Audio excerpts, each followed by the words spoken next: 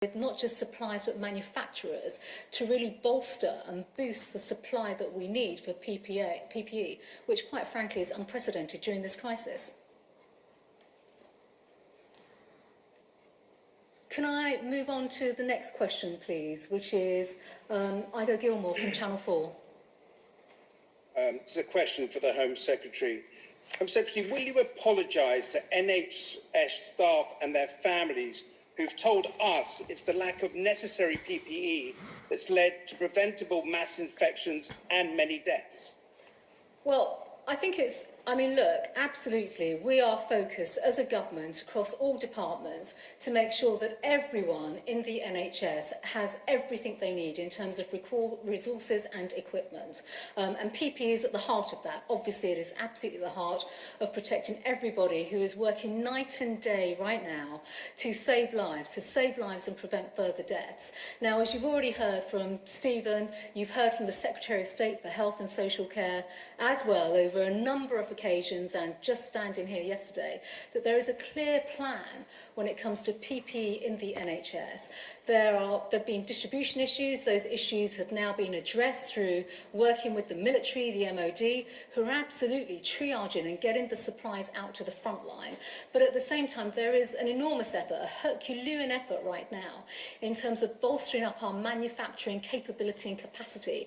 We've already heard Stephen refer to some big companies such as Rolls-Royce and also Burberry, who are upping their own production and stepping into this area. So our priority is absolutely to make sure that they are equipped, they are resourced in the front line of the NHS. And what I would say to you is that this government and all colleagues are committed to doing that, and we are working day and night. We're bringing in new resources, new support staff, the MOD, other government departments, working with new businesses and other partners to make sure that not only can we get the supply out to people, but that we're also boosting our own supplies and demands in our own supply in the UK.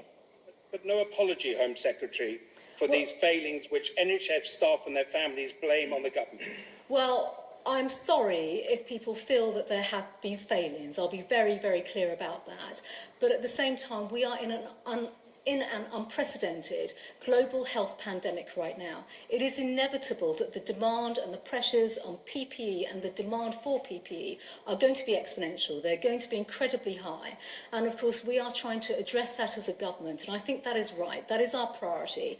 Matt Hancock, as Secretary of State for Health, has spoken about this repeatedly through the plan that he has outlined and obviously the ways in which we want to do much more to manufacture our own PPE in this country, while we also boost our own supplies from overseas partners and countries where more PPE is coming into the country, but also ensuring that the distribution, which is unprecedented right now in terms of healthcare settings, whether it's hospitals, GP surgeries, care homes, everyone needs that PPE on the front line, and everyone is working to achieve just that, whether it's through the Department of Health, through the Cabinet Office, through Public Health England, through health and safety, through the guidance and the resources that we're trying to get out there.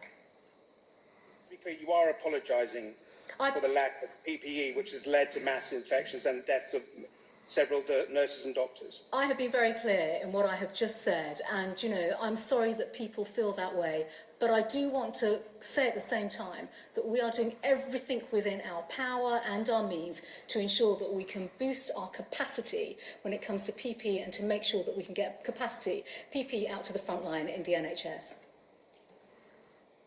Thank you. Can I go on to our next question?